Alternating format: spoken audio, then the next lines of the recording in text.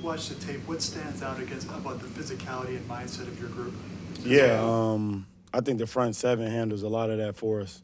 They do a great job at setting the edge, shedding blocks and making plays. We got unbelievable linebackers that run sideline to sideline with the best of them. So they do a lot. They do a great job for us as corners, not having the edge be, shortened or anything. They do a great job of allowing us to, play with our strengths. So they've been doing a great job this season. What stands out to you just about how physical this defense has been, especially the last couple of weeks? Yeah, like you said, just how physical. Every single game, our goal is to be the more physical team. That's what we stand on. That's been our blueprint. So it all starts up front, and them guys have been doing a great job this season at doing that. And what have you seen from Jarian just since you kind of got here? Just kind of seen him grow and develop over the past month, 2 months. Yeah, he's a baller. I've been watching him last year when he was here. I think he's the most underrated guy in the NFL. He can tackle, he can cover, he can blitz, he can play inside, he can play outside. That's something I had to do in my career, and that's not an easy job to do. So I think he's a hell of a player, and I think he's the most underrated corner in the NFL. And what does it mean to you just being in a meaningful playoff push, after the first couple of years of your career? Obviously, it's the first time you've been on a team that's kind of on the trajectory. Yeah, so I went to the playoffs one time, and it didn't go the way that I wanted. So I'm super excited for the opportunity to get back to that. But at the end of the day, we got to handle our business these last few games. We've been doing a great job. We got the Jets this week, and we got to find a way to keep getting wins and keeping that momentum up going into the playoffs. The handshake with you and Antonio, what is it, and where did it come from? How did you guys come up with that? Yeah, we was on the field, and like in Cleveland, I had handshakes with everybody. I was like, I got to get a handshake. So we did the little Josh thing and then kicked after. But we both kind of thought of that on the field. This was at practice probably like 2 weeks ago.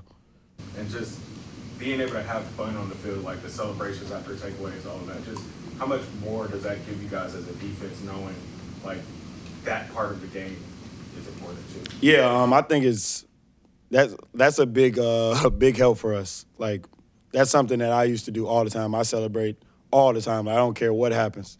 It could be 2nd and 1, I get a tackle. You could throw the ball 50 yards over the receiver, I'm still going to celebrate because it brings the energy of that offense down. Like, teams don't like seeing other teams celebrate.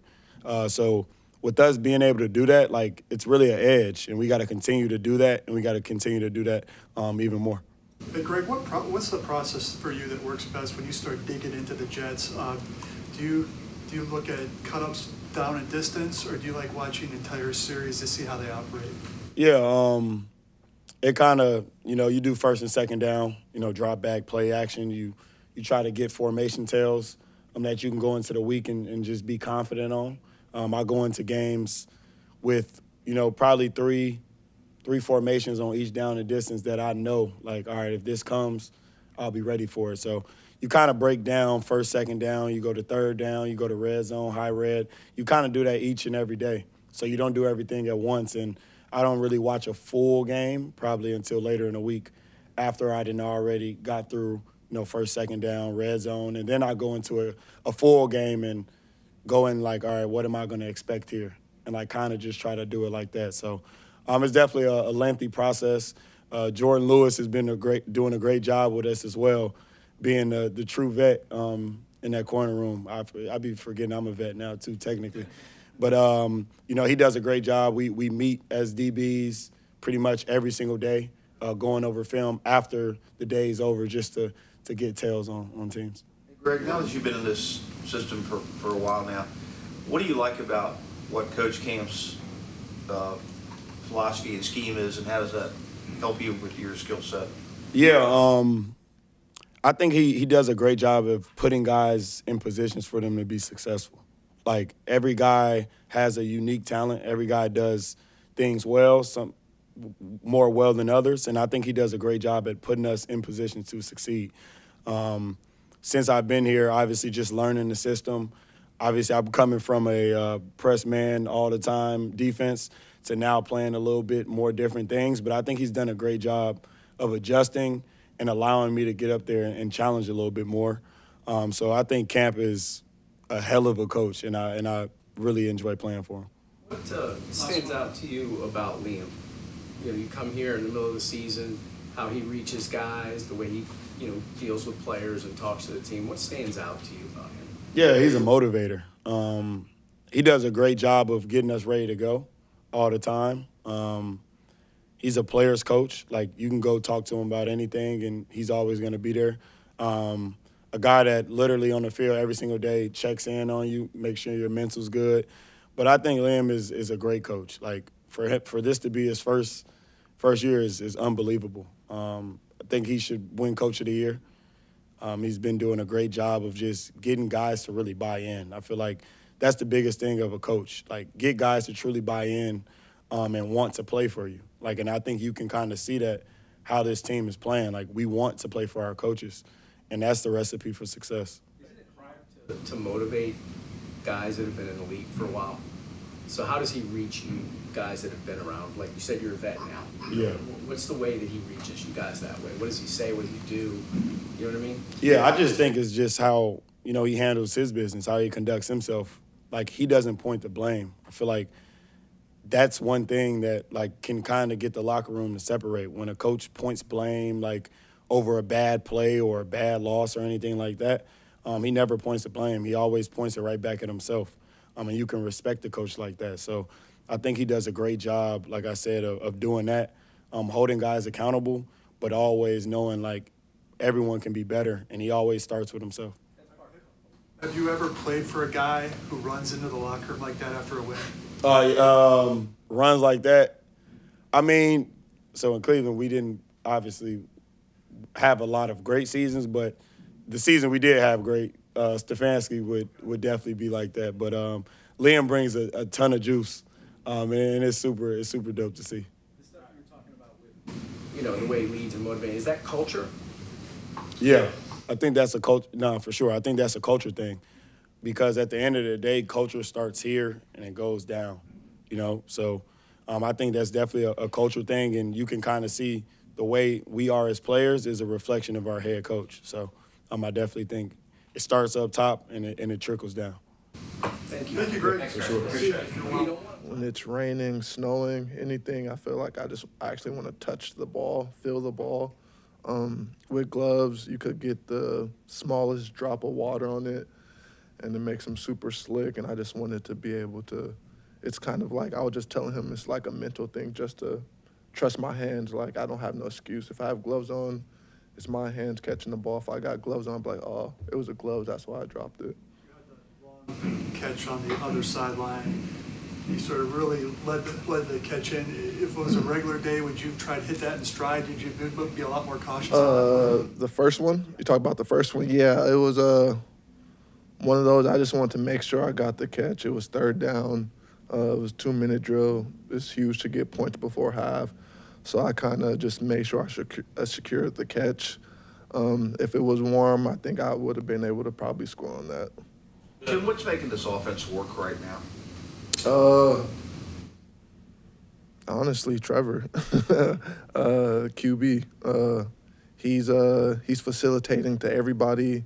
He has full control of the offense. He's running when he needs to run. He's throwing when he needs to throw, and obviously the run game and our line. I think we understand what type of team we are, and the type of team that we want to be. We want to run the ball. We want to be physical, and when we need to throw the ball, we're going to throw the ball, and we're going to make plays.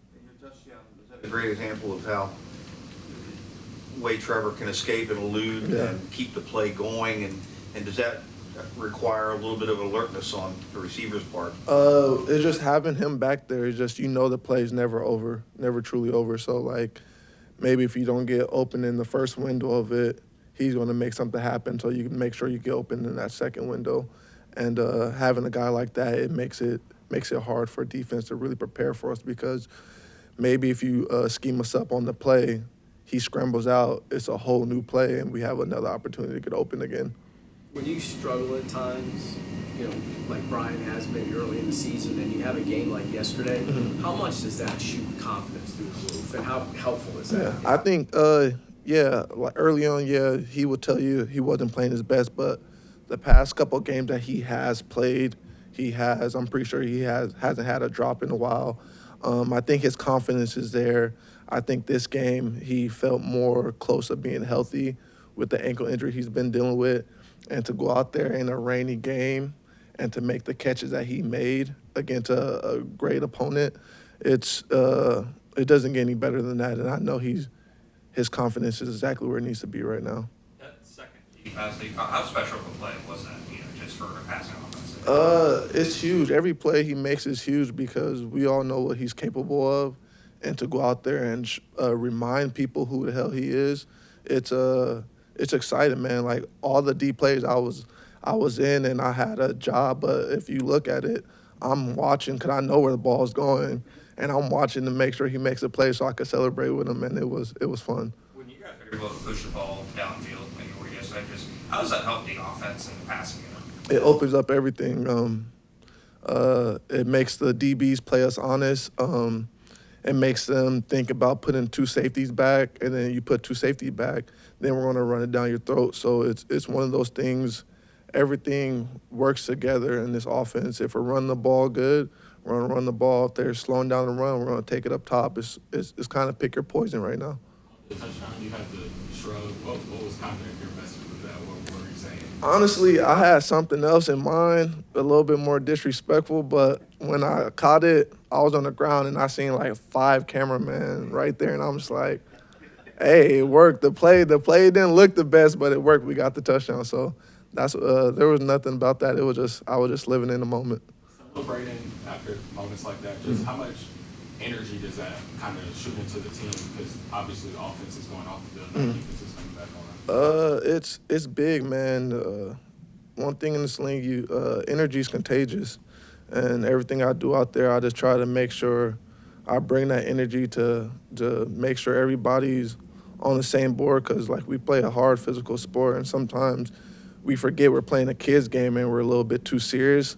So I try to bring people back to reality, like, hey, we're playing the game at the end of the day. Yeah, we want to win, but let's have fun with it.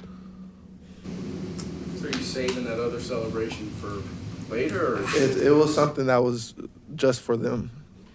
Okay.